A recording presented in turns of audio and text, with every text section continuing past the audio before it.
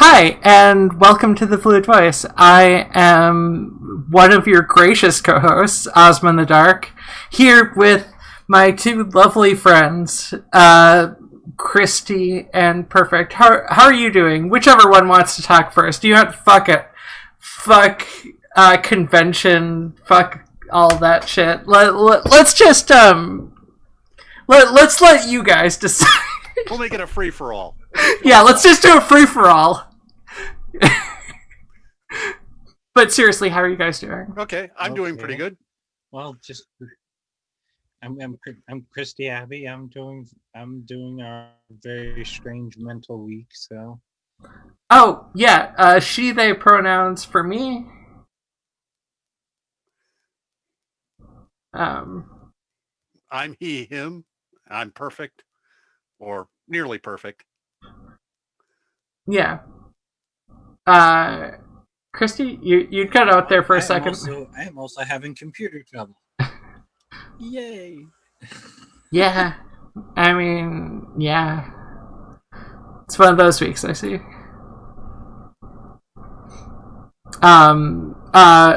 What pronouns? She, her. Okay. Wait a second, I'm gonna try and fix this. I'm gonna fix this on the road. So, the topic this day was kind of thrown together incredibly last minute. But it... a previous conversation with a friend of mine... Oh.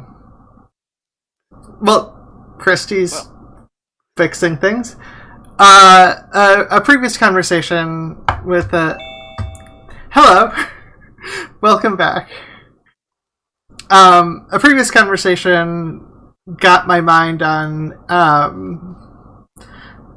therapy, medication, and ableism, just in general as a topic, because there's a lot of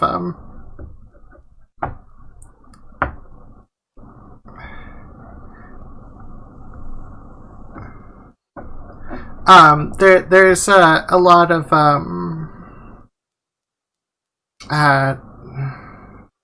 there's a lot of cultural attitudes that have been taught for a long period of time. Yeah. So, I mean, we can just start with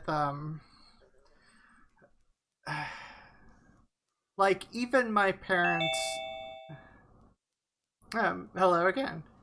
Were you able to combat whatever was the issue, Christy? I think so. Okay. But it may just be going in and out as the connection seems to be wonky. Gotcha. And I can't use my phone. The battery is dead, as in I have to keep it plugged in.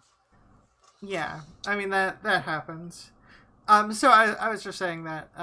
Yeah. So people have had different attitudes towards history, towards therapy. I know my parents did, and I guess some of this came about because I finally got my medication sorted out. My progesterone was slightly too high, which was not good for some of my depressive symptoms, which made fucked with my motivation a little when it comes to getting guests. So this is one of those things with it sorted out, like, things should go much smoother later. It's just depression's a meanie. But there's also an attitude about medication that also relates to that. There's just very ableist attitudes of you should fix things yourself that have been around for quite a while. I don't know if you two disagree with me on that or anything. No, not at all. One of the weird things that people say is, well, we didn't have all these psychiatrists back in the 50s, and people weren't killing themselves then. And we won our you look at- wars. yeah, exactly. And you look at the suicide rates, and they were incredibly high. It's, I mean, these things take like a minute to research. It's not like, well, I can do rocket science, but you know, the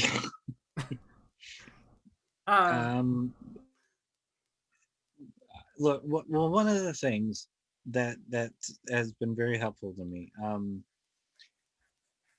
when I started transitioning the law in New York, because we have self ID now, but my insurance and the law as it was when I started transitioning was that I needed to be in therapy through getting an INI. Was it? I know when I was when I started transitioning, which was way too long before I could ever get hormones. Definitely they wanted you like a year presenting as a woman before you could get hormones, and then or like a half a year or a year before you could get hormones, and then like definitely they still kind of for getting stuff legal here, I still have to be a year on hormones before I can get gender confirmation surgery. Well, more or less the same here. It's a half a year, and a year till it's actually nationally really a year before gender confirmation. It's fine, but I'm using my therapist for what I should have been using a therapist for all these years, because I've had a lot of different things happen and a lot of problems. So we're not talking gender shit most of the time. We're talking about other things. Yeah. Because it's so hard to make those kinds of barriers without having them become obstructionist. Yeah.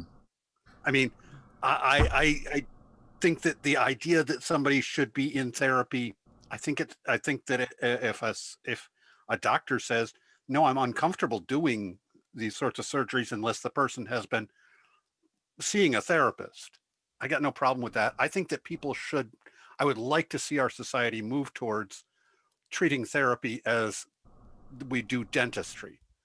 Of course you go see your therapist. Of course, you have a therapist who you see twice a year. that everybody should, you just lost your job, whatever you say, I'm going to schedule an appointment with my therapist. Just like you would if there you go, there's something wrong with that tooth, I'm going to go schedule something with my dentist. It's that should just normally be what we do. But the idea of demanding that you have been seeing a therapist in order to do this, and I go, I really get uncomfortable with that concept. It's, well, I've used it to my advantage. I mean, like I said, I've been needing to be in therapy for a while. Yeah. Lots of insurance problems with covering it, and the transition stuff never comes out. You know, I had a very rocky relationship with someone for a very long time, and that came up a lot, and a lot of the trauma I suffered as a kid. I always make fun of it. You know, that my stepfather was a Nazi, but that was not a pleasant living situation. Yeah, and when it comes to a lot of this stuff, there's it doesn't help that there are good therapists and there are bad therapists. And to some degree, I know it might sound cheesy, but you need to find a therapist that works with you. Yeah, well, that's just how it. They're not just there are good therapists and bad therapists. Somebody who's good for me may not be good for you. That's true too. Yeah, and and it's not like people are taught about therapy. It's not like people taking any sort of medication at all has been stigmatized so much by society. Like, I don't even know. Like, generally, if you have a problem and you take medication helps with the problem. That's a good thing. Unless it's a psychological thing, and then apparently you're just supposed to fix it by the force of your will alone. Because everyone has superpowers when it comes to psychological stuff, apparently, in the minds of a lot of people. Now, there are psychological aspects that help manage things, and medication on its own oftentimes is not it's not like a 100% fix or anything. And medication doesn't fix all your problems, but it makes some problems a lot more manageable. A lot more manageable. Since my shelf is right next to my desk, it's pretty easy to do this. This is atorvastatin. I will have to take this for the rest of my life because I have a heart stent. Okay? Yeah. This is Zoloft. This is something that I will have to take for a while because it's a medication that is helping fix something that's gone wrong. Well, I mean, even thinking, like, I wouldn't even, like, I mean, this gets into my concern about, like, the way society describes stuff. Like, there are even, like, what's right and wrong is to some degree societal. There are things that, like, the brain, I mean, this might be part of why I'm always just like the brain as being a meanie to me, because it's not that there is something I don't like phrasing things in terms of there's something wrong with you for being born the way you are, because that's kind of the implication that a lot of things can be framed. And which is why I'd be more interested framing it in a sense of there are difficult situations involving the brain being mean to you for living in this world as it is, and, like, yeah, you need some ways to help manage, and it doesn't I don't know, there's a lot of shame in society in terms of taking medication for psychological stuff, whereas there's less shame for taking medication for physical stuff, which is weird because the brain is generally more important in your body than the rest of your body. A lot of it is the stigma is in how you understand it or explain it and think about it. If you say to me that you're taking somebody and you're giving them chemicals in order to make them think differently, I say, what makes you in charge of how they think? Okay, that's my first reaction. And but if you think of it and have it explained and understand it as they've had a problem, they've been misproducing chemicals and it's been getting worse and worse, and it forces their brain towards paranoid ideation. They form ideas in a paranoid way. And that's just how their brain has been trained to work. That's how they tend to do it. So if all I do is make the chemicals even now, I just work on evening out their chemicals, they've still been trained to think that way. That's how they think. They need something that is making it hard to think that way for a while so that they can learn to think however it is they want to. You're trying to open up the field for them. And that's an entirely different way of explaining it and looking at it. One sounds like a Machiavellian Dr. Moreau who's into, controlling your brain. And the other one sounds like somebody who's trying to open up the fields for you and let you think. And it's the same actions. Well, I'm sorry.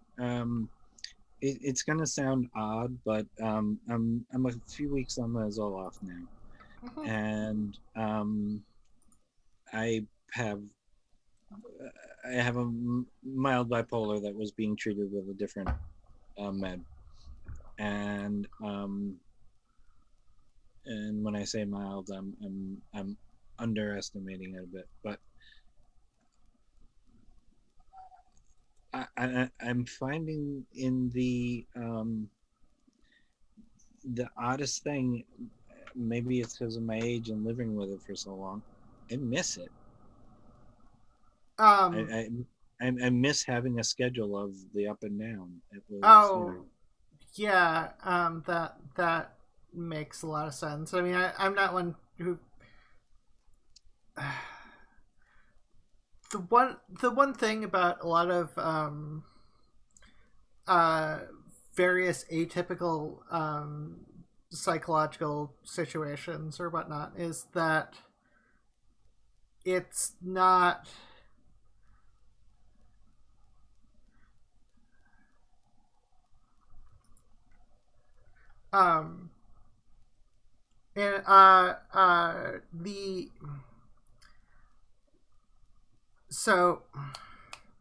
fuck, I lost my train of thought.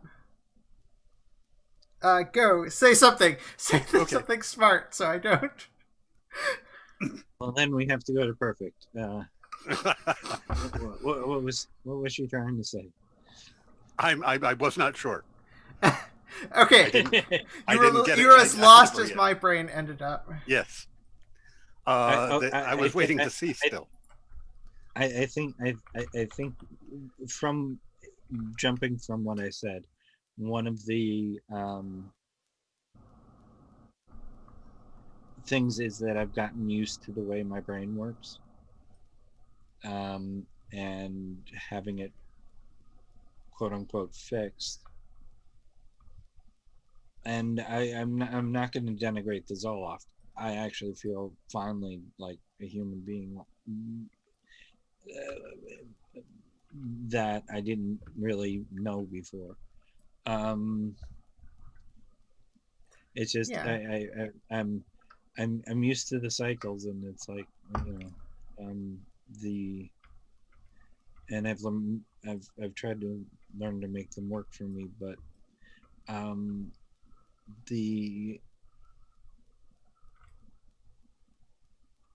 I will say because we're both trans, the spironolactone and the estrogen has most definitely made me think differently.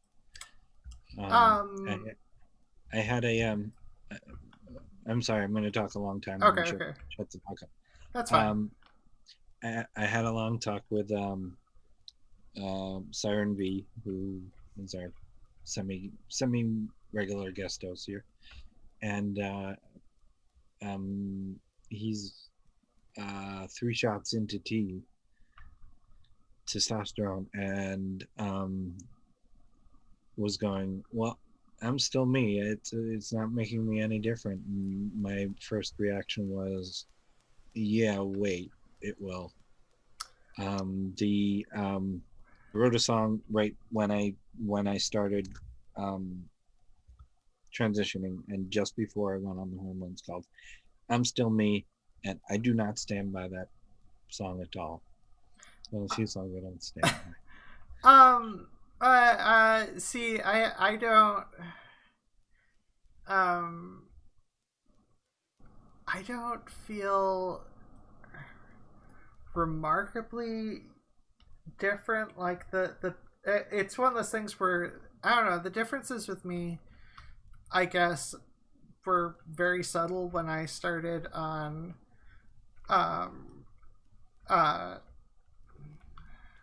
I noticed a lot more physical differences than psychological differences when it comes to spironolactone. And the only major difference I can definitely say, when I started estradiol, I definitely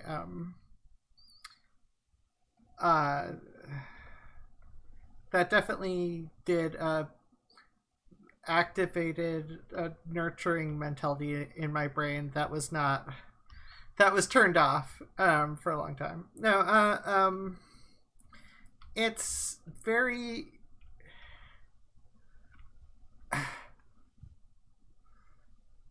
weird.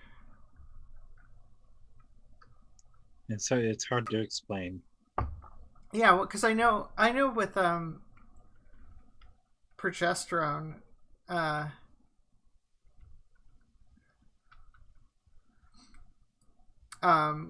with progesterone, I definitely like there is something different, but like I don't know what it was. And like I can't tell how much of just it was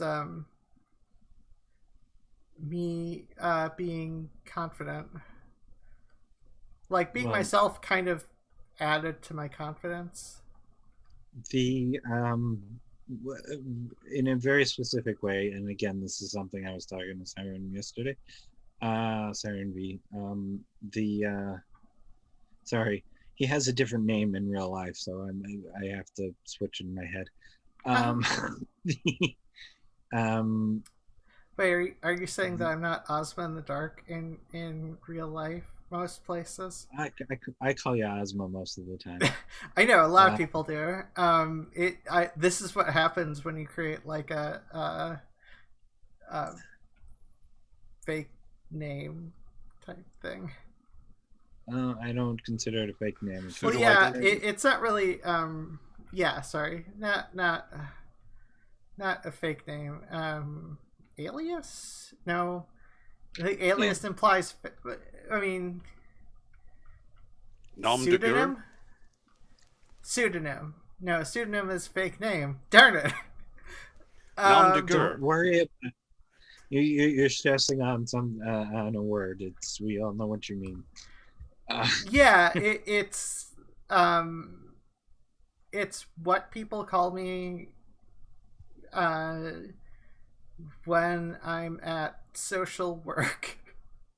This is social and it's work, therefore it's social work.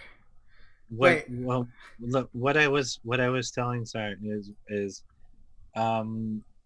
when I started taking the hormones, and this is not something I really talk about much, but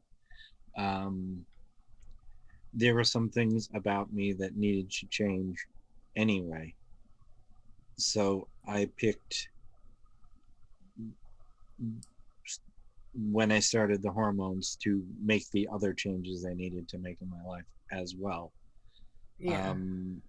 So it isn't all hormonal, but I will tell you that I haven't, except for the one time they took me off of it for a while, I haven't yelled at. I've yelled at someone maybe once, and I used to be a yeller. See, here's the thing with me. I was never a yeller, and I'm still not really a yeller, but I definitely talk louder than. Well, actually, that's more of a confidence thing. I didn't start talking louder until being on hormones for a really long time. No, the that had more to do with Soloft, if anything, actually. Because yeah, that makes when I hear people talking about it, however, the psychiatry and that sort of thing going along with it, I hear an awful lot of people. I hear gatekeeping. Yeah, like there are certain levels of just it's weird. So like, on they the almost one always are hand, saying, I want you to, I want to make sure that they need this transition surgery in order to be happy and this sort of thing. And yeah, I mean it just, those little notes that I go, that sounds like gatekeeping. That sounds like what you want is to be controlling who and how many, and making yeah, sure that their motives are pure. Well, I don't say that. I don't say this about other people ever, but I personally, for me, and this is, I'm avoiding the true scum because everybody's situation is different. My friend Margot, who wouldn't mind me using her name, would be perfectly fine just going in and saying, "This is what I need," and going out for hormones and stuff. Me, I needed the gatekeeping. I needed the gatekeeping because I had to be sure it's been my age and all of that. But then I was reminded I came out several times before and it didn't work out. So, yeah, it's one of those,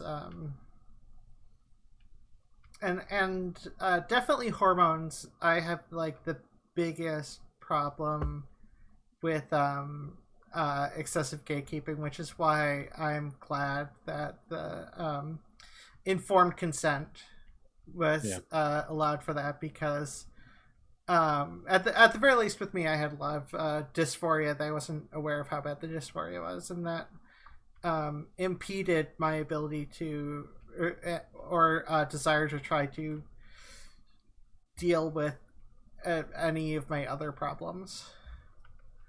Because you know when you have a traumatic life experience that's not explained well by that's been around since since you've been born, like it's kind of hard to focus on things, on other stuff.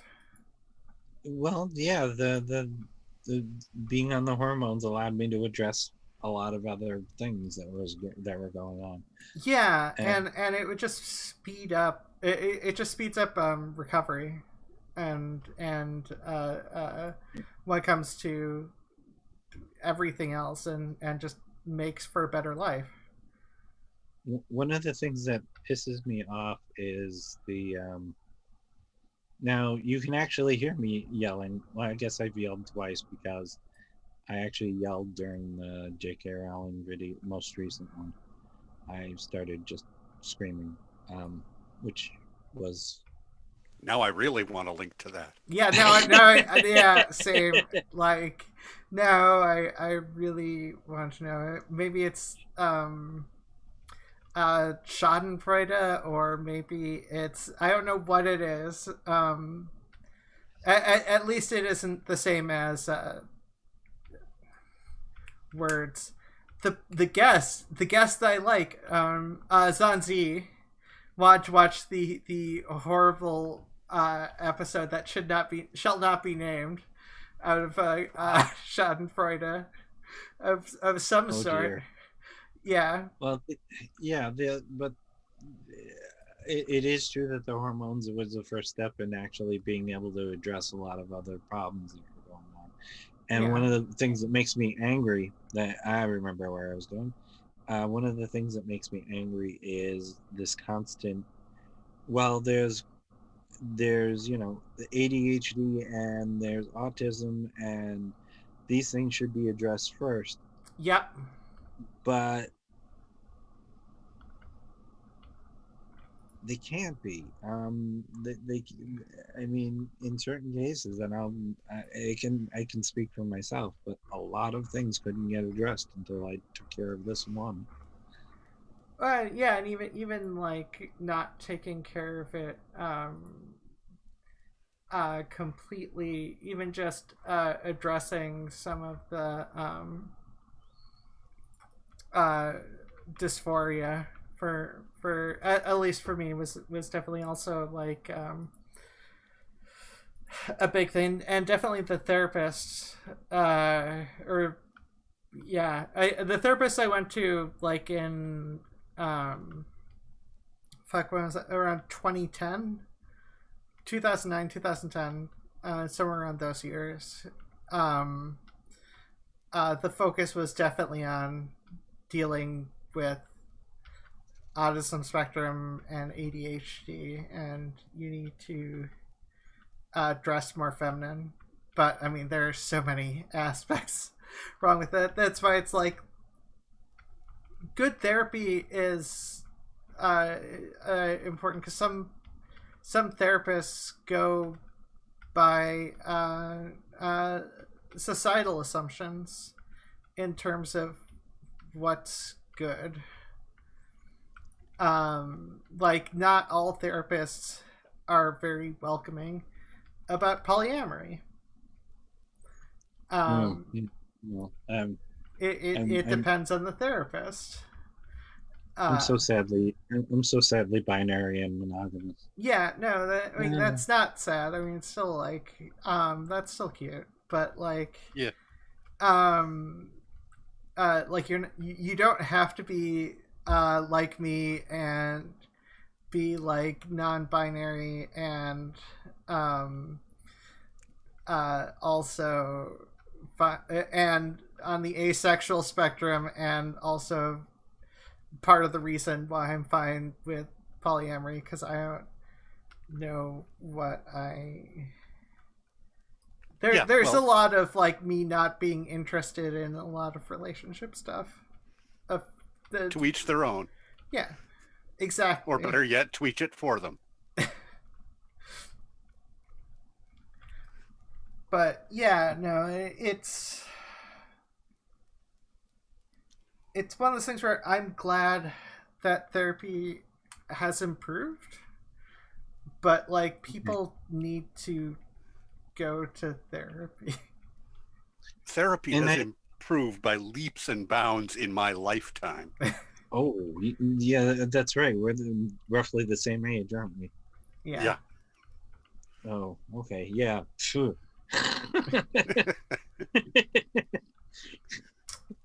Yeah, no, I've definitely seen improvement between, because there was like a 8-year therapy gap for me, or no, not even quite 8 years.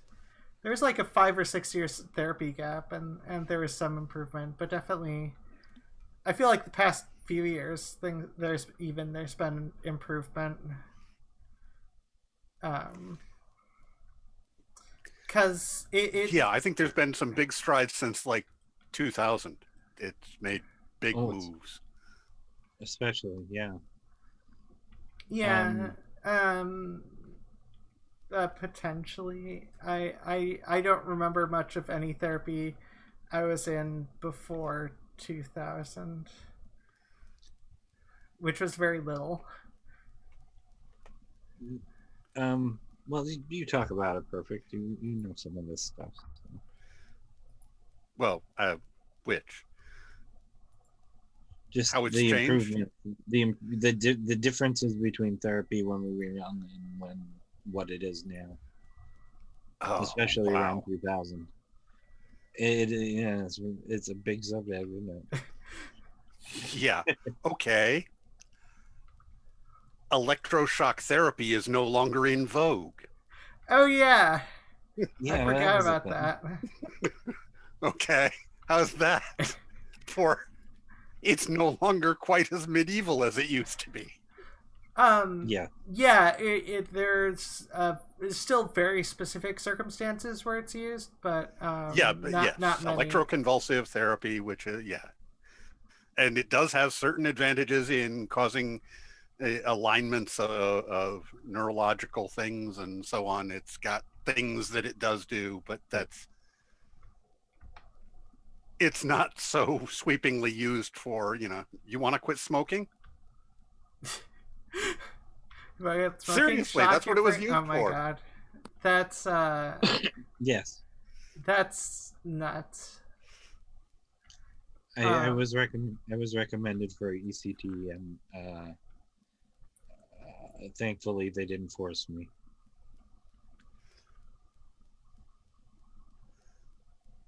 Oh, that just brought down the room, didn't it? Yeah. Well, so if we're looking, into the Wayback Machine there, Yeah. I mean, that's in my memory. So, Well, yeah, that's the interesting thing. It's not like my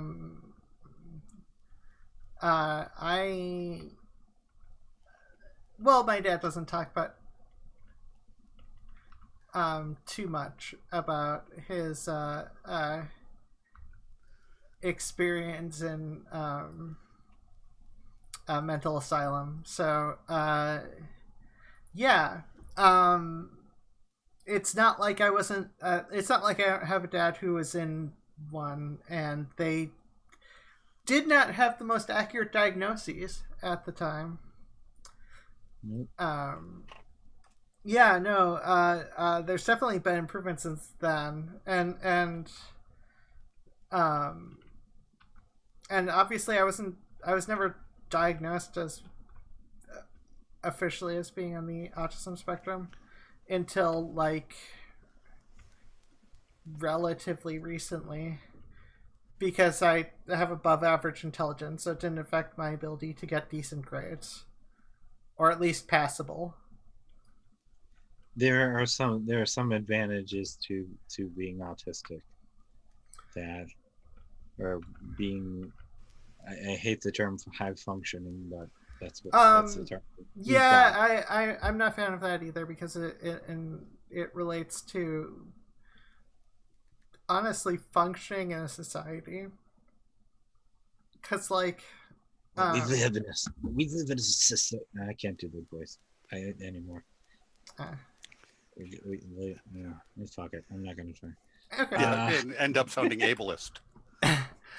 Well, yeah. Because a lot of that.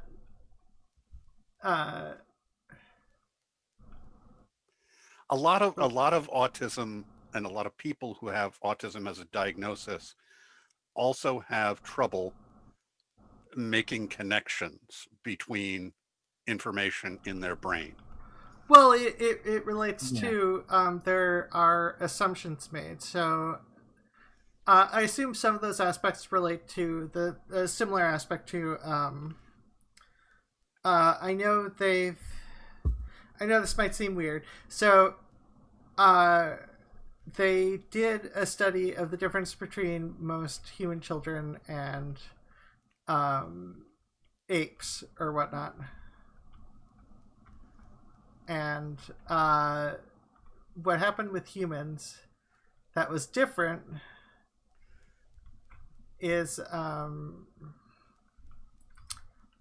of the things that was different is the fact that a lot of people did exactly what was done. When showed something, a lot of people copied it exactly. But a lot of apes tried to figure out how to actually do it, and didn't actually like copy what the human was doing. So it's a bit similar to that, in the sense that you need like I oftentimes have to understand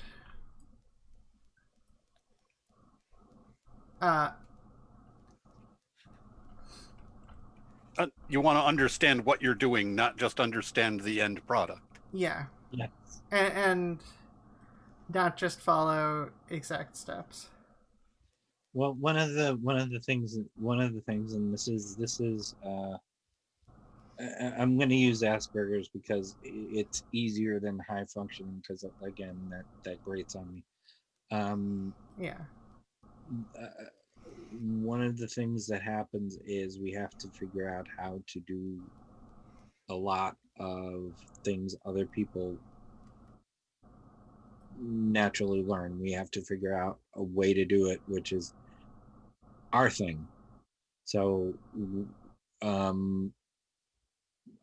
I think I've been trying to do research into the Asperger's trans connection, which again is fairly high. There's a more of a crossover than you'd think, and as far as I've been able to tell from studies is that because we don't automatically deal with society other than as observers, that we're freer in a way. We're freer to make up our own minds than most people who will just make up their minds based on what is going on around, based on what other people are doing. And this is not to denigrate allotistic, right? That's the right term. People. It's just it's a difference, and one of the reasons there's a high incidence among autistic people of polyamory, for instance. I was not aware of that. Yeah. And I mean, it makes sense. Yeah, and 99% of YouTubers are autistic anyway, so that does make sense. And then that's a fake study, that last one, because I can't lie, and even a joke I can't let go. Somebody's gonna do it. It's okay. What's that you say? You made that up? I made that up. Yeah, well, I mean, like, it's easy to there are certain aspects of anxiety as well.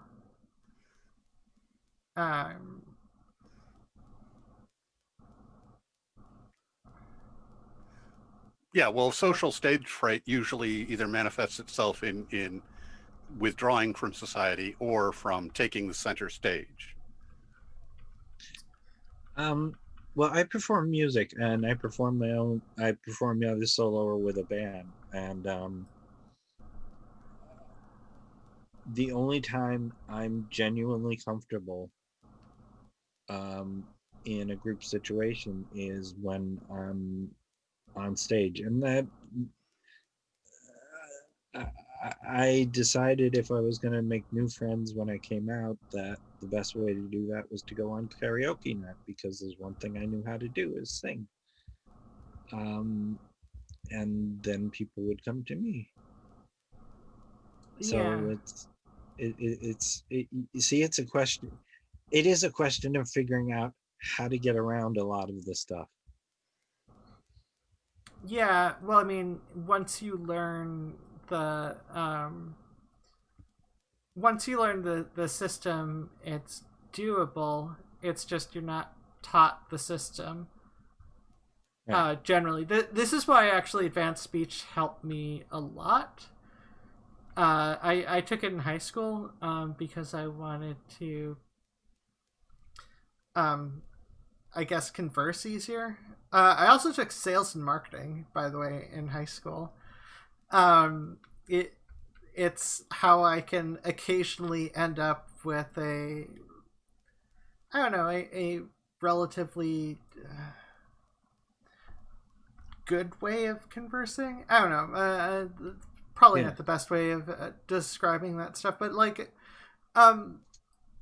definitely since being on the Fluid Voice even, and maybe to some degree before that, actually, definitely to some degree before that, I practiced just learning how to speak properly, and ways to speak in such a way that's pleasant to other people. Now, I'm not going to force myself to do that under most circumstances, because that's effort.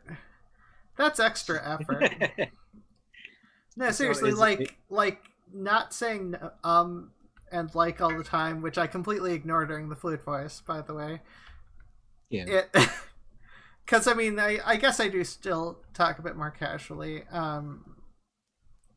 but it's It's like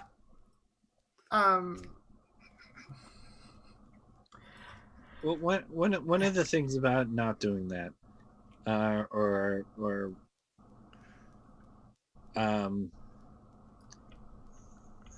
if you go too far the other way, and we can wind up imitating other people, and that buries our genuine selves, and that is a danger. And I'm not sure I've met anybody in our situation who hasn't done that to some extent.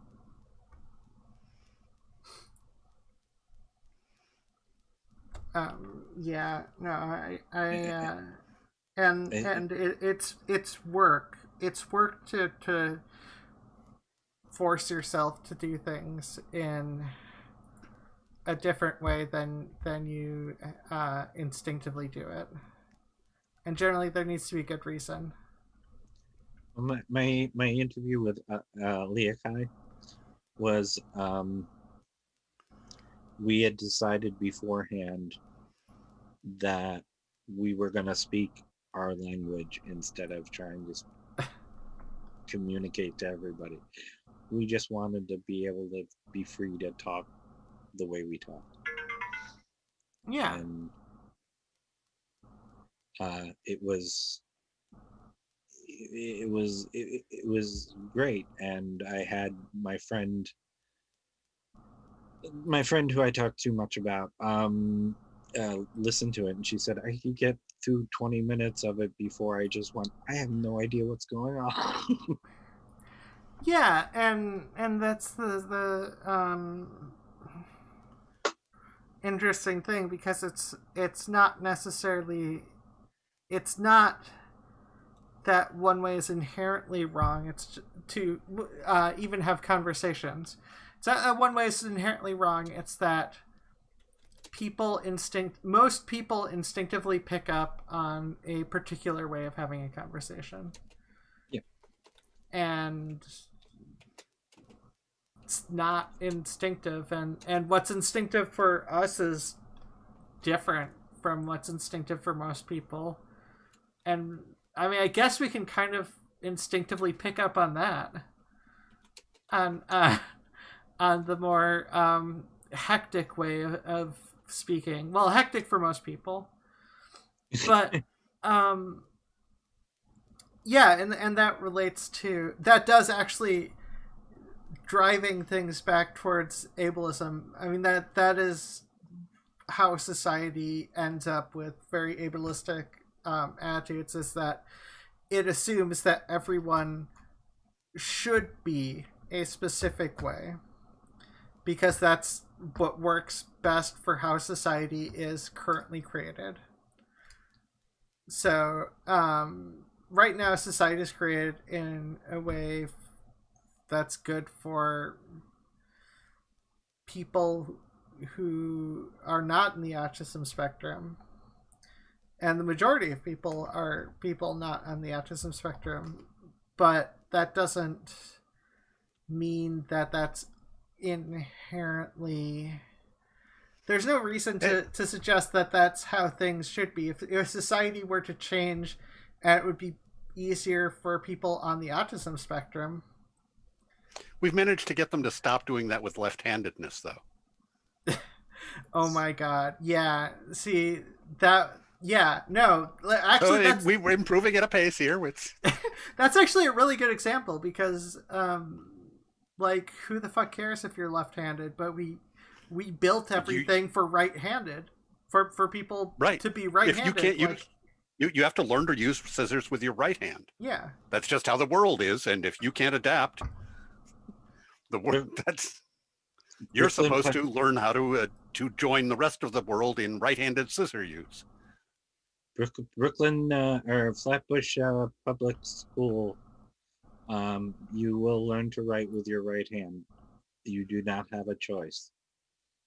Yeah, see, that's you write with your right hand. That's it. You wipe your ass with your left hand. You write with your right hand. And this was specifically told to me. Yeah, I know. Well, I mean, Right hand, why you not can tell use what your your right right hand hand for is because both? your right hand is the right hand that you write with. And I'm like, what the hell are you talking about?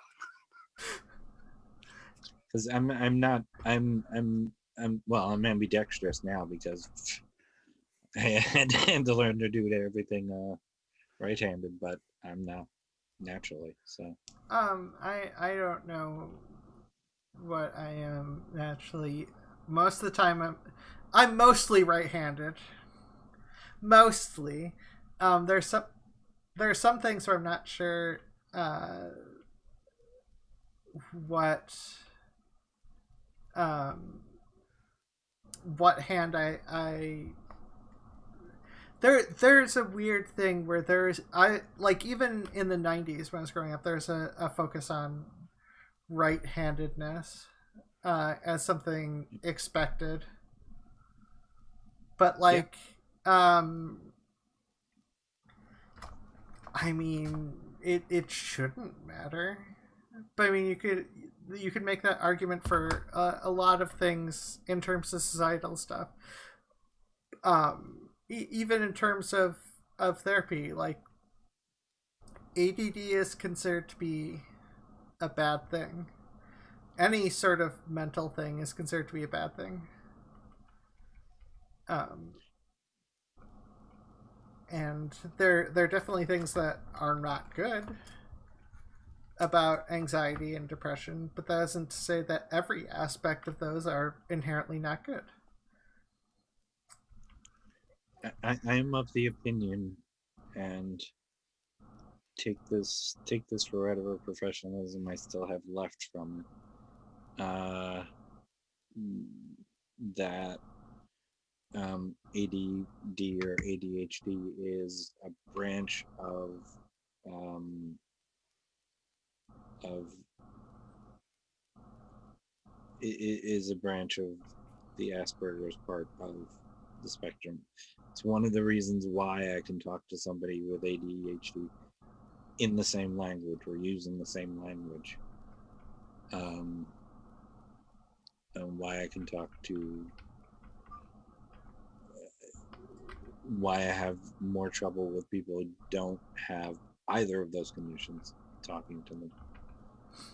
Yeah. So, No, I somewhat agree with it. yeah, I'm doing a lot of studying on stuff right now, so I'm doing some deep research. Yeah. Um, Unfortunately, the studies are almost non-existent, which sucks. And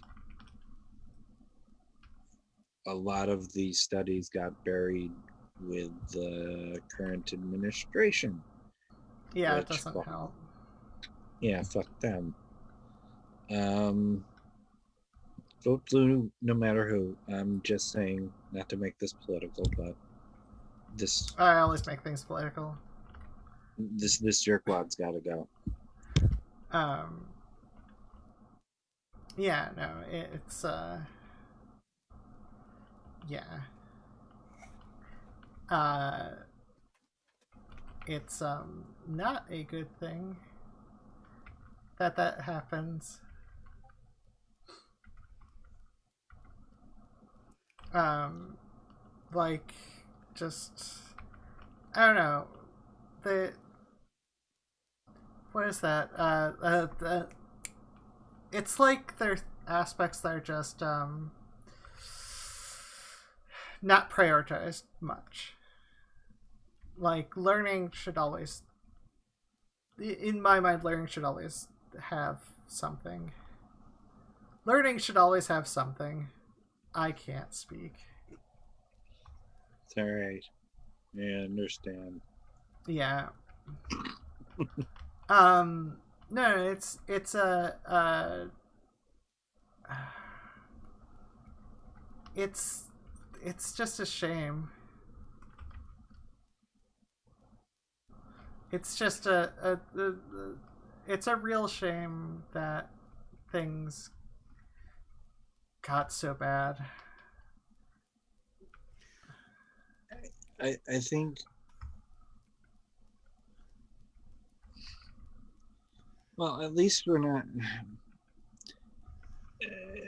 When I was coming up, we were just getting away from the idea of Skinner and EST, which is its own kind of bizarre thing that would take too long to explain. Yeah. The tabula rasa, everybody is a blank slate, and which still, see, now I'm talking in my own language again. The idea that everybody's a blank slate, that they can be treated exactly as the same. Yeah, as not having anything inherent wrong with them, and the scare quotes were on purpose, which is still one of the things that you find in conversion therapy, which doesn't work except to scare people like Orson Scott Card. You know, Orson Scott Card is gay, right? Who's Orson Scott Card? He's a writer who's a very rabid anti-gay and anti-trans activist. Oh, okay. One of those circumstances. Yeah, and he readily admits he's gay. So, and he's married with 100 children,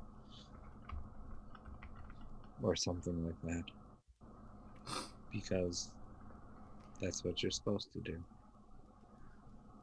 Yeah, and that's he went for the tabula rasa idea, or I don't know, I just got a vision of the Cybermen stomping down the street in unison. Yeah, no, it's definitely a concerning thing that psychology for so long has kind of had that mentality. Yeah. Is there any sort of a standard within the trans community where the trans community at large demands that people be in therapy or taking hormones or doing anything in order to be considered trans? Yeah, so what happens is there's trans medicalists. So the majority of trans people don't really see it that way. I would say likely the majority of trans people that don't see it that way. There are some problems that occasionally occur with the trans community when it comes to people, because a small number of people genuinely detransition for any number of reasons, or might have problems with certain aspects of transitioning that due to how certain parts of society have had it before.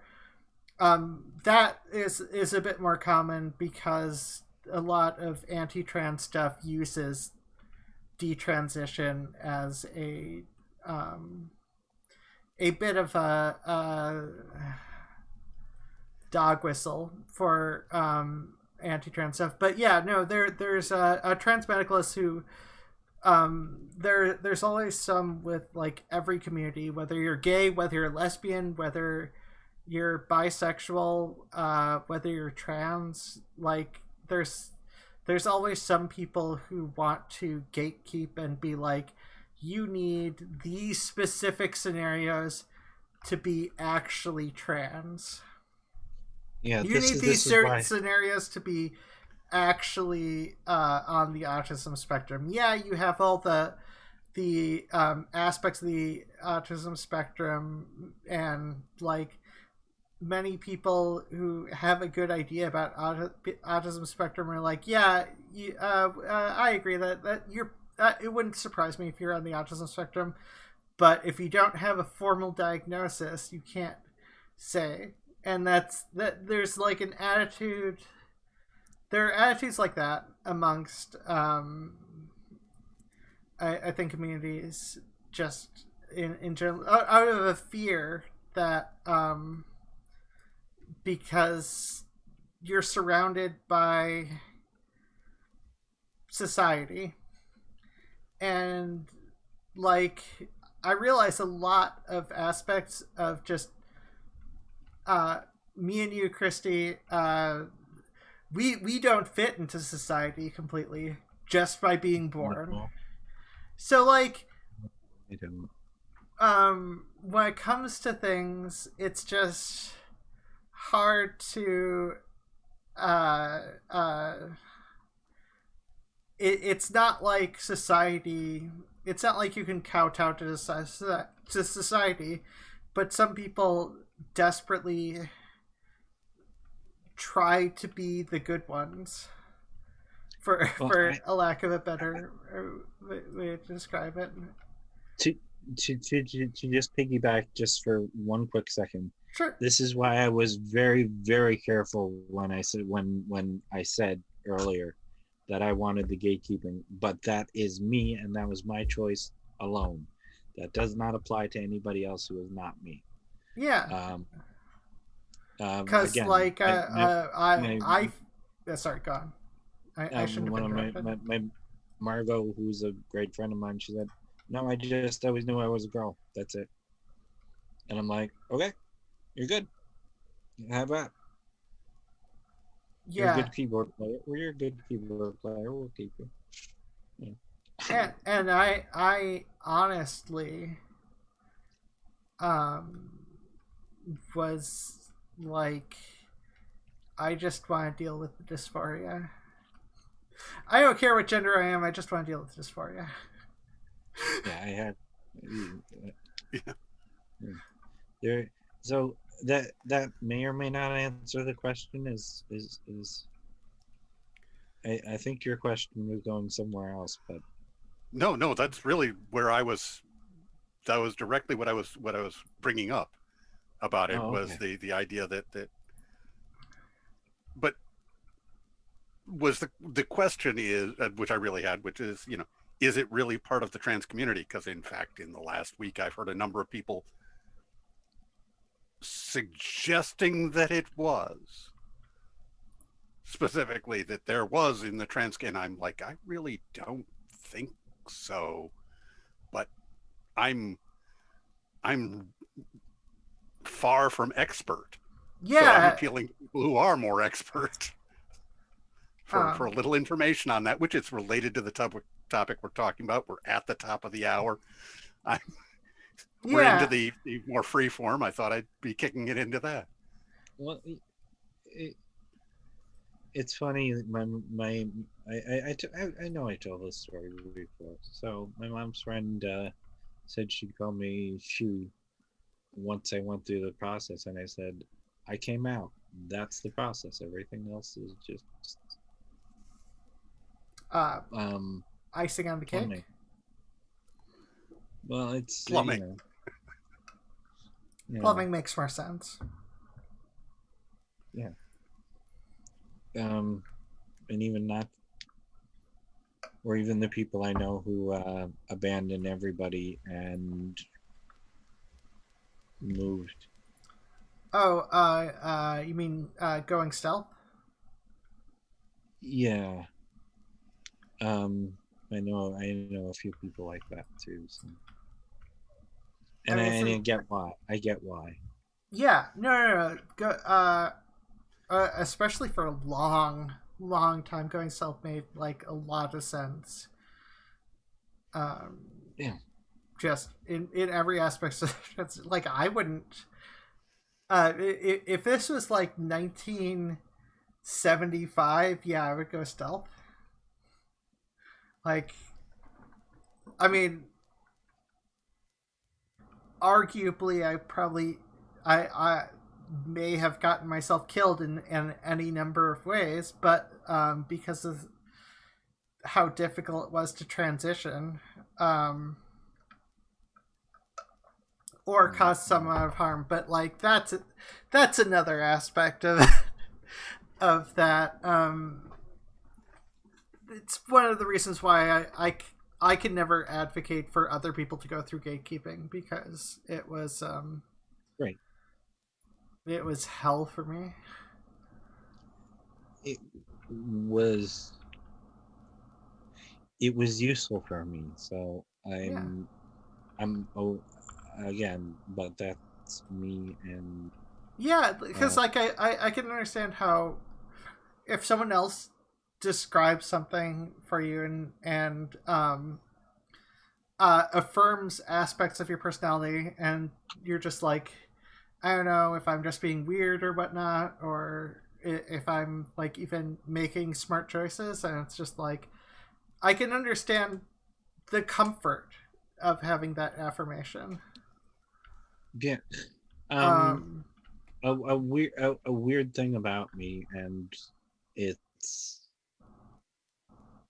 I don't know, I'm not sure where to put it in talking about my personality, but I often need permission to do things, and it doesn't matter from whom. It just I need permission to do things, and it's the people. I don't even know how to explain it better. No, I okay, so like that makes some sense to me. So when I'm being told what to do, I need to be told what to do, and I will follow those instructions exactly. If I'm not told to do, I have to figure out what I should do. I didn't have a good and it's hard. It took me like a while to break that, because I definitely asked for permission for everything significantly more, but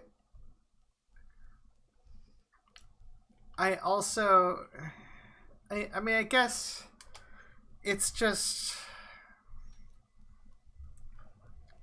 it's just not knowing what it's the weird thing of not knowing what I should be doing with stuff. It is a like I totally I get that, because like and to mix things into ableism a little bit. So when it comes to a game like that which involves team activity, like let's say a raid in World of Warcraft, this is one of those things I talked to Safaris about, because like he would actually prefer someone when talking about giving instructions, he would actually prefer someone on the autism spectrum because of the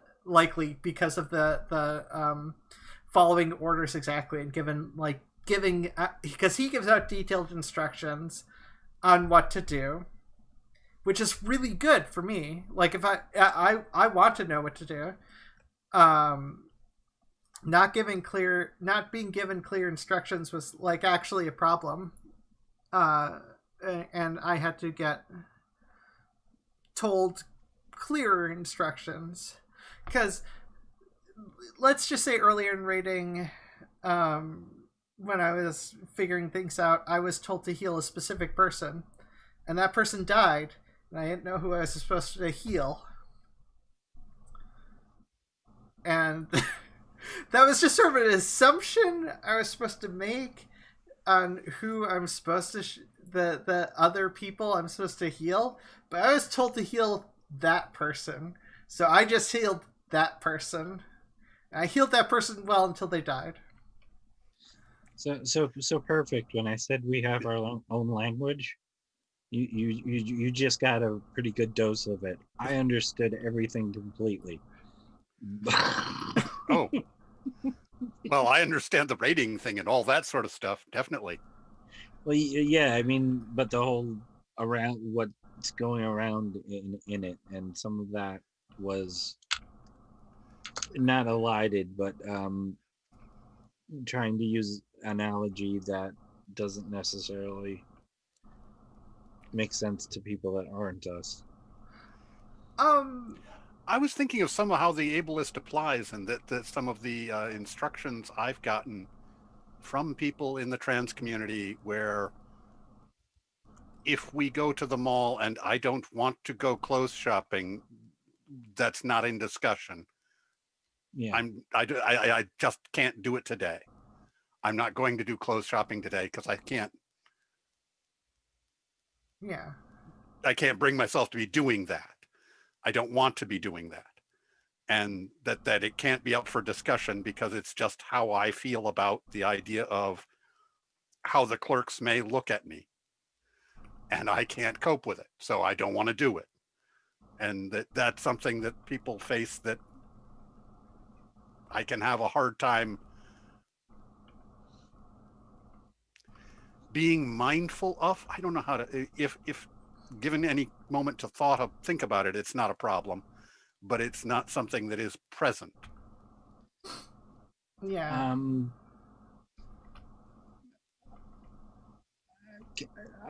Let me give you an example from my ex-wife, who is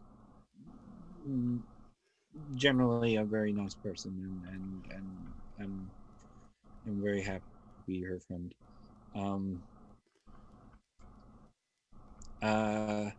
She knew I was going to go shopping, just grocery shopping with my friend I never named, but the one I'm always talking about.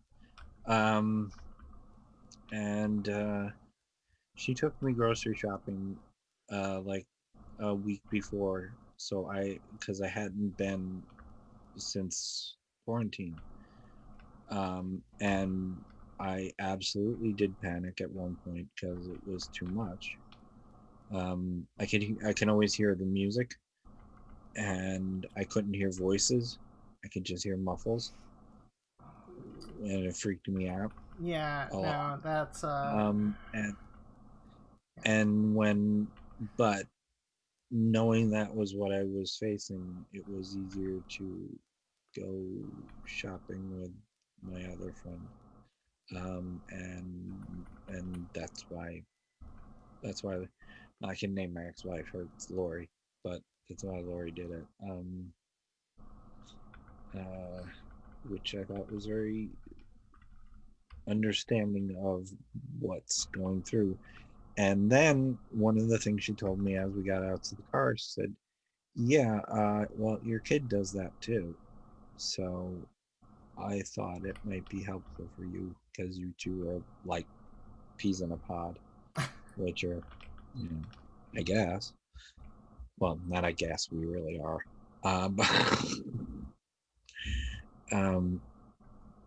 But she also did that so I could cope with.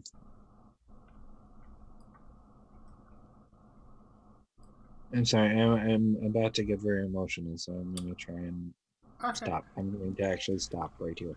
Okay. That's fine. When it comes to things, it's I think there are certain things where I suppose that's more of a societal thing. The aspects of wanting completion with everything. I'm not sure what I don't necessarily fully understand that in terms of maybe that's just some unrelated thing. That's the thing. People have little ways in which they're different. Yeah. And that should be okay too.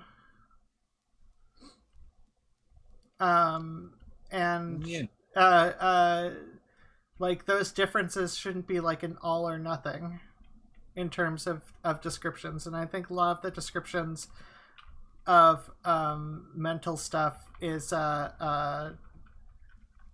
kind of like all or nothing. Like either you can do stuff, or you have a disorder and you're useless.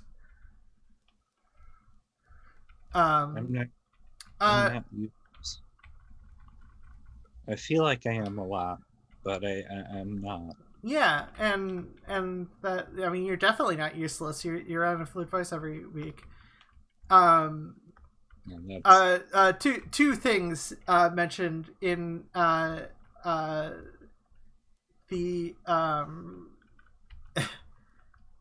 in chat. One,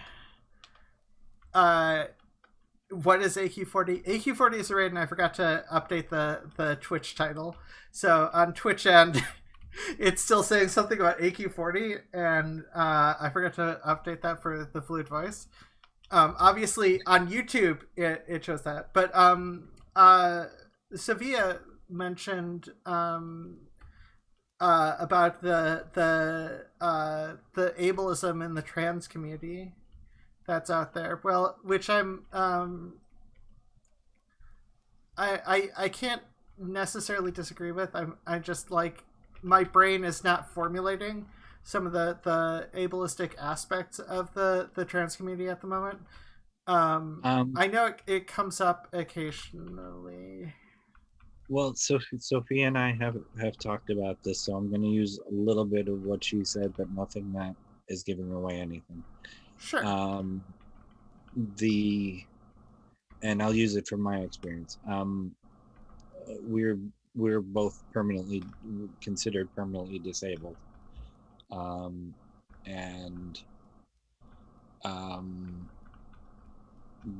of the aspects of being trans, and this is people worried about their own safety. One of the things about being trans is we have to constantly represent in the absolute, best light, be runway models, and not all of us can do that. I mean, just like, I'm the only one here who can be a runway model, and that's only because I'm the youngest person here and the prettiest. But no, probably, whatever. I'm surprisingly good about, like, even when I was feeling more depressed, I still would acknowledge the one good trait about me. It's not the only good trait about me. I shouldn't say that. That's actually mean to myself. And ideally, I'd be less mean to myself. Ideally. But, like, yeah, no, there's definitely that aspect of, like, the fear of, there are, like, a million ways in which society can throw out everything that you say, and just be like, there's certain, it's hard for people not to want to find a way in which they're normal by societal standards, when so much of society like absolutely like seems to hate every aspect of you. One of the nice things about the writing community is that we're all fucked up, so I'm kind of happy about that. I found, I know using tribe is now not cool, but that was my thought. I found my tribe. Yeah. Well, there has to be a certain percentage of people who are disabled and trans. That's just simply got to be happening. Yeah, there's likely on the larger percentage, partially because of the traumatic aspects of everything about transitioning. Yeah. I have not found greater than in society. It's more noticeable. If I were to walk down the street as Christopher, which is never going to happen,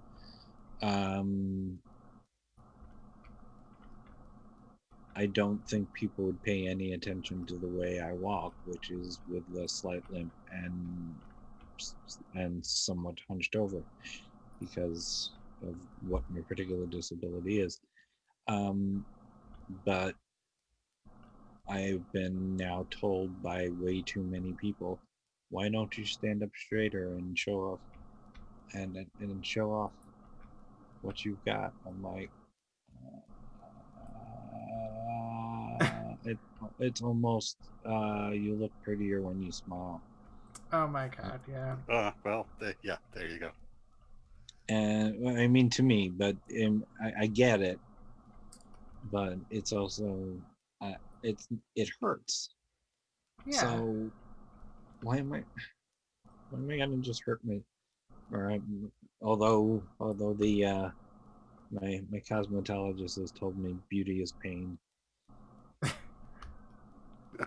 which I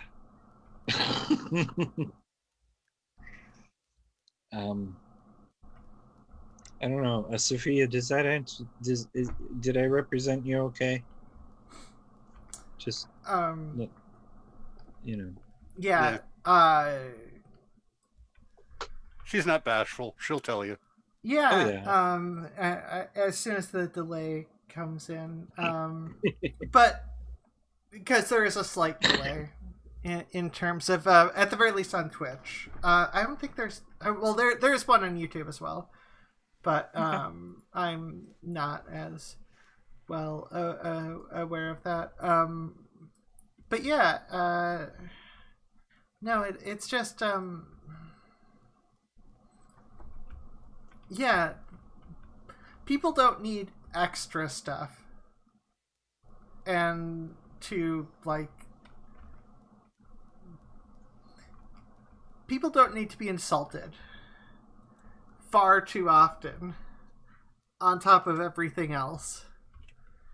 It's like everything else is different and than how your brain generally works, and then asking you to do stuff on top of that. Yeah, I mean, very few people have mentioned my weight before I transitioned. And I'm not even that big, so. Yeah. Yeah, no, it's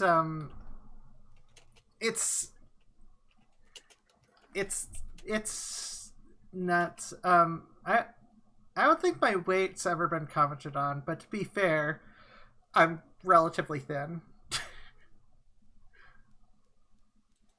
Yes. So and I've never gotten super overweight. I've only gotten, but I mean, like, even describing stuff as overweight. That in itself implies that there is an inherently a weight that you should be at. There are weights that are over. Well, there are weights in which that are unhealthy, but like sometimes what people describe, yeah, what is overweight is a cultural thing. Like, what is too much weight? There's an aspect of there are some things that are ridiculous about it. For instance, I'd be considered overweight by some people only because of my Hollywood good looks. It's just because they're jealous. No, because I mean, I am definitely above the weight of let's say Natalie Portman or Scarlett Johansson. And I mean, I would almost always guarantee be above their weight, but like in terms of I probably have more fat than them, but I'm shorter than Whoopi Goldberg, so I can't really compare there. So.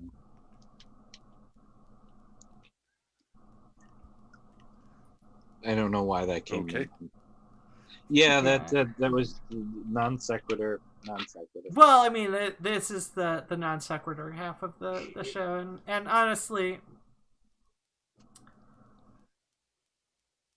this is just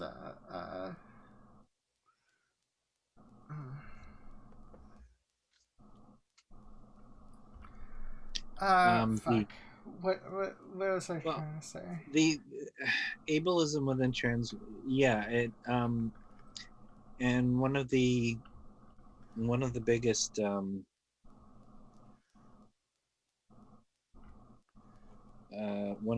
difficulties is that some of the surgery won't be done,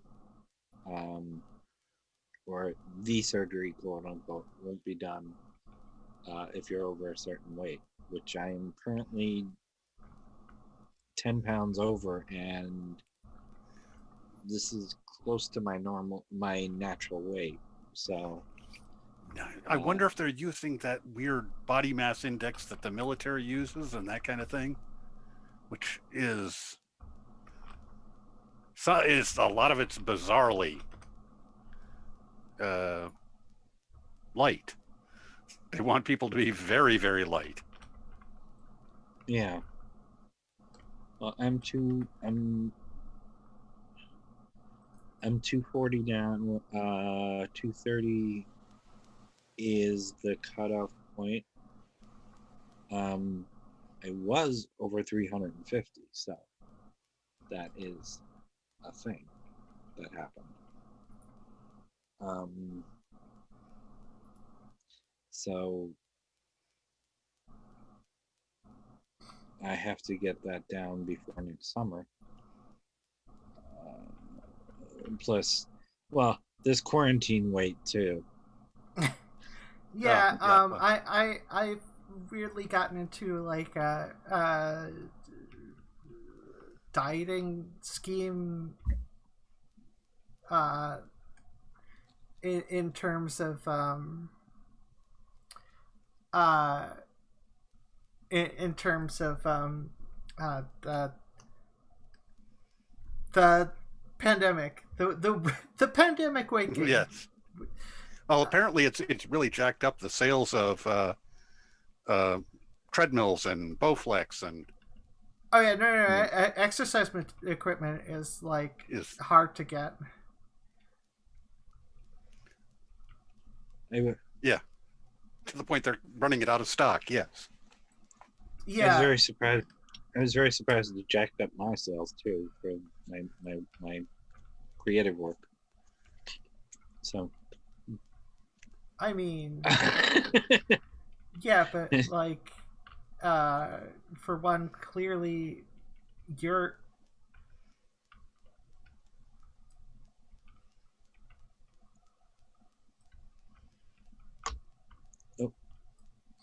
Oh. I lost everybody again. Oh, you did? No, I meant I said something that went off. No. Oh, sorry, my brain farted. No, perfect. Ask us questions. We'll tell you long answers, but I'm really enjoying the asking of the questions. Yeah, ask us questions. You get to ask us questions, but like tasteful questions. I'm allergic to seafood.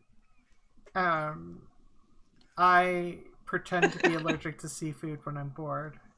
No, I'm kidding. I'm actually not allergic to seafood, at least not to my knowledge. I have very a few allergies. I have an allergy to I just have like an allergy to whatchamacallit, pollen, like mild pollen allergy. Yeah. That's like it's a very basic thing. I'm allergic to the bacteria in eggs. Oh, yeah. That's a thing. So I don't know. What questions do you have for you've known us for a while? What questions would be relevant? I'm curious about, because we've been edging around on it. The is there a prejudice or a ableism in the trans community towards trans people who are in some way otherwise challenged? Yes. I mean, there has to be a blind trans person out there. I don't know one, but I mean, that simply has to happen. And is the trans community in any way saying, how can you be concerned about how other people see you if you can't see other people, or something like this? I Yeah. can't. Is there any sort of issues like that? Yes. Um. Yes, there is, and that's what I was talking about, where we have to be the perfect runway models. Yeah. I'm in a group on Facebook that's transgender passing and tips, which is just sort of a which became just sort of a hi, look at me, hi, look at me, is it okay to go outside now? I So mean, I so someone like me who's walking with a cane, not all the time, but on the bad days, um, I I I I, I can't fit the model, and again, this is something Sophia and I have talked about a lot. yeah. Just I in, I don't I know. will admit Did you ever reply? Did you ever reply about what I said? no. No, sorry, sweetie. I'm sorry. I hope I didn't fuck up. I What? really am. No, I was talking to her. I am. Through the I'm sure things are fine. Probably. but yeah, it's um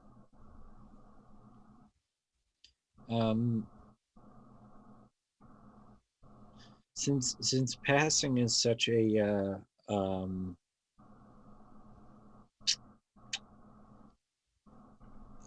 is such a common refrain, um or a common goal, depending on which way you want to word it. um People who have disabilities are looked at more than people who are just generals. I mean, who have visible disabilities, than people who are general citizens of the normal world, and that makes it harder to pass, and it makes it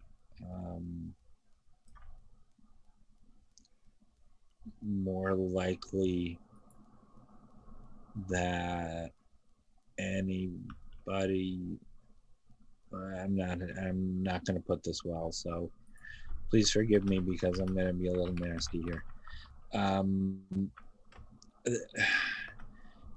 It makes it more likely that they're going to clock the person with you if you're out with another trans person, and basically that can cause some serious bitchiness towards you. And this is and I'm doing something from my own life that happens, so let's not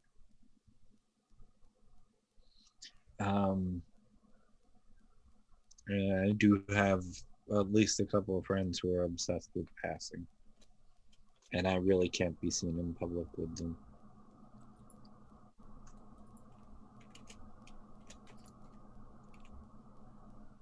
I know that's a very long answer, but I hope that helps. Yeah. I definitely understand the fear of the not passing. aspect of things. Because there's that aspect that drives it. The funny thing is, I do pass a lot. I well, pass yeah. most of it.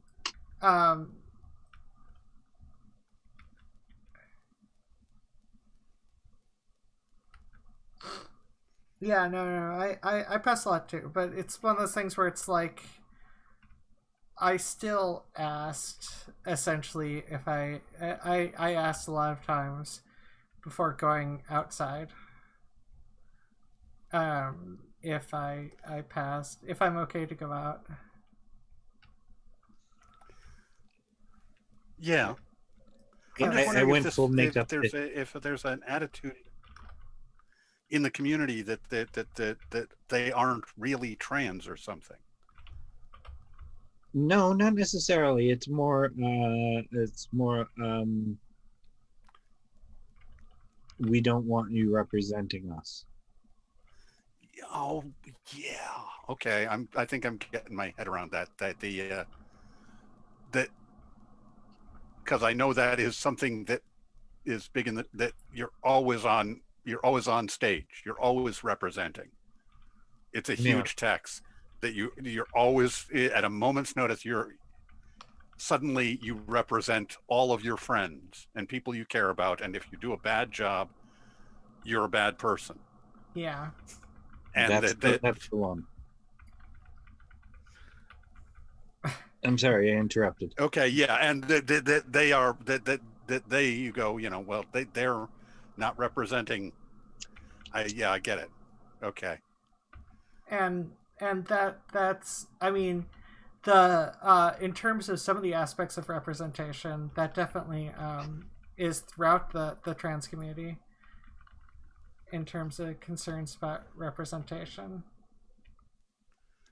And even if it's not passing, it's still very much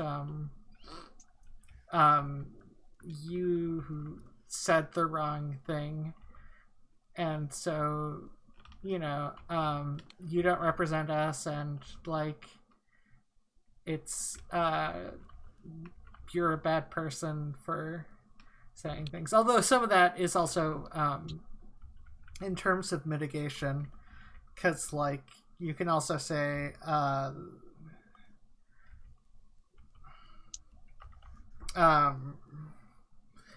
should I put it? Mentioning that what we're doing is not,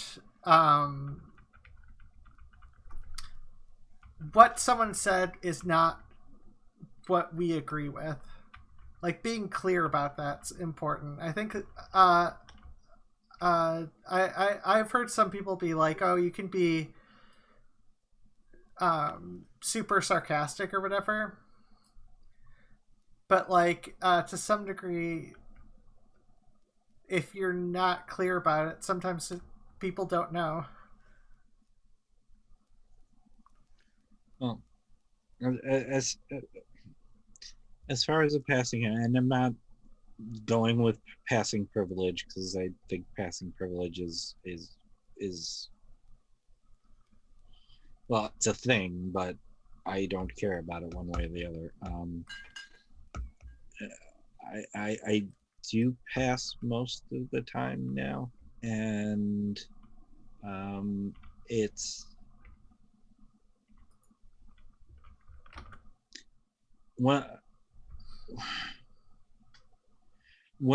of the things that happens, and this is rarely talked about, so I'm probably gonna get pissed on for this, is a lot of the times trans people will not go out in public together for fear of being clocked. And I have had the bad experience of being clocked myself, and therefore having my companion being clocked, which was kind of hellish on both of us because of the way we were treated. And she never gets clocked, but I wasn't up to it, and when you said that you sometimes ask if you are okay to go out of the house, Ozma, the yeah, I asked I asked Sarah and then I asked Lori if my makeup was okay, and they told me how to fix it before I Yeah. go on camera, because I don't usually go full makeup on camera. Yeah. But there was a specific reason I wanted to do it today because of the topic. I Oh. wanted to. This is how I pass. Yeah. So. And yeah, it's just it is a thing. Awesome. This this episode has kind of, I mean, it was very last minute put together, so if you guys don't mind, I kind of want to end it a little bit early, if that's okay. Okay.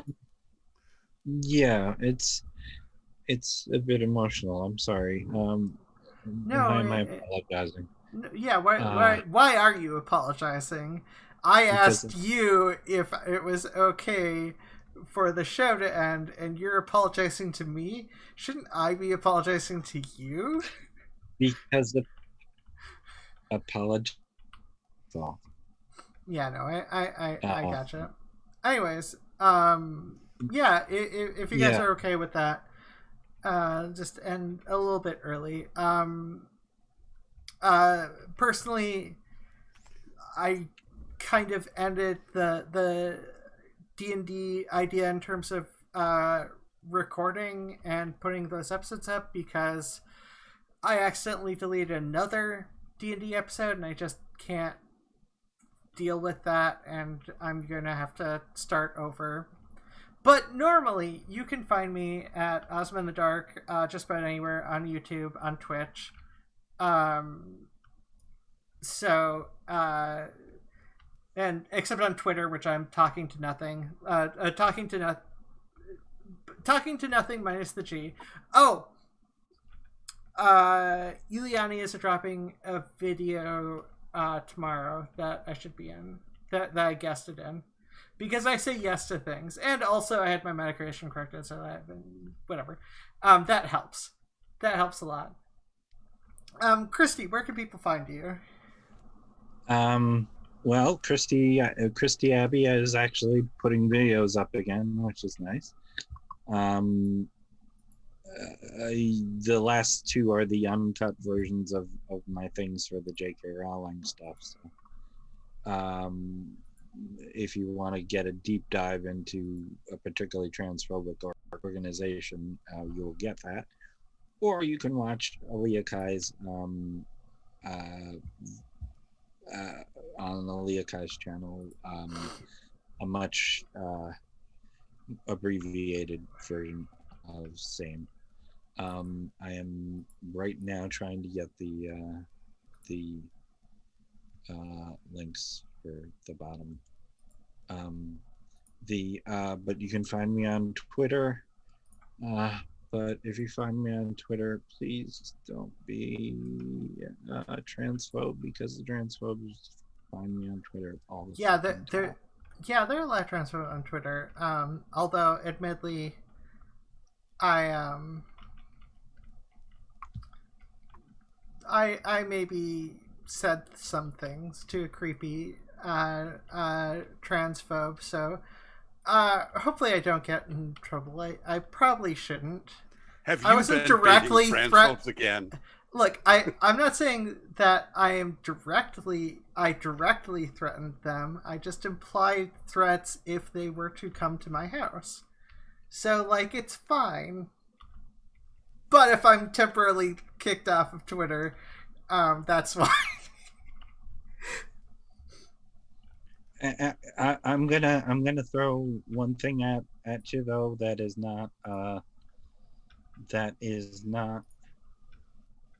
nothing to do with me, but I'm just enjoying it so much that I really want to just pass it around. There's a band called Sarah and the Safe Word, which are they're cabaret punk, which I love cabaret punk, and trans. So headed I love it to write to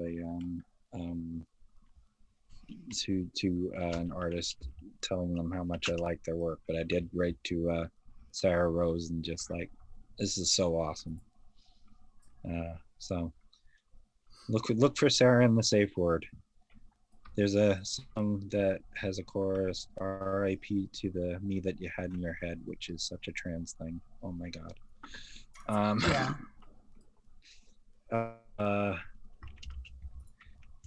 And okay, and me, you can find me Christy Abbey, and I did the thing. I did the thing. Eliakai, which I just sent you the. Why don't I just go to my channel and find it? That's stupid. I did the thing with Eliakai, and my uncut part of it is on my channel. There's which you're getting now as soon as I take the 3 seconds off of it. Okay. And I'm doing something else. Oh yeah, I'm also I did some voice work for Christiosity, which should be coming out soon. Oh, nice. Which was kind of nice. I like. I'm used to female evangelicals of the 70s, so doing that voice was just awesome for me.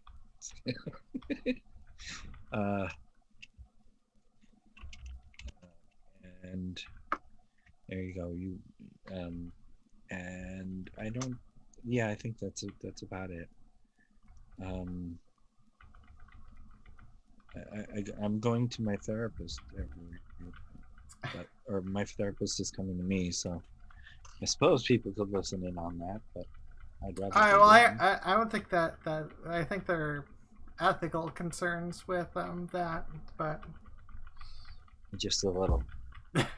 And Siren is doing very well. We're getting yes, so that's good. Yeah, that's it. I may have more, but I don't remember it, so we're good. Okay. What about you, Perfict? Where are you up to? On Discord? On Discord, the Rumpus Room. Links in the doobly-doo. And the doobly-doo? You don't know the that down one? below. Oh my goodness! What? You don't know that one. You missed an entire series of amazing videos. Okay, well, you'll have to link me to those videos. Yes, I will definitely do that. Okay. Anyways, is that all? And obviously here. You are on here. And still, here, Perfect. yes. Yep. Didn't we? The idea of anybody. I'm still on here. Anybody missing the idea channel, or not having seen the idea channel, just it makes me so sad. The idea channel was awesome. So okay. That's where the doobly-doo comes from. Oh. Yeah. Interesting. Anyways, well, it was a wonderful episode. I had fun talking, and it was definitely thrown together more last minute. That being said, my medication's good, so next week's episode should be more words. I almost said more cognitively put together. it should be a little bit more preparation. We might have we have a maybe with Kelly, who's someone I know from Twitter, which I definitely want to talk with her about kaiju, but that's a maybe. That's not a guarantee. It depends on how comfortable she feels. So, without further ado, your all the things matter. your voice matters. Your something matters, and you matter. Your voice matters, your life matters, and you matter. Life, that's an important thing. Bye. Bye. Peace.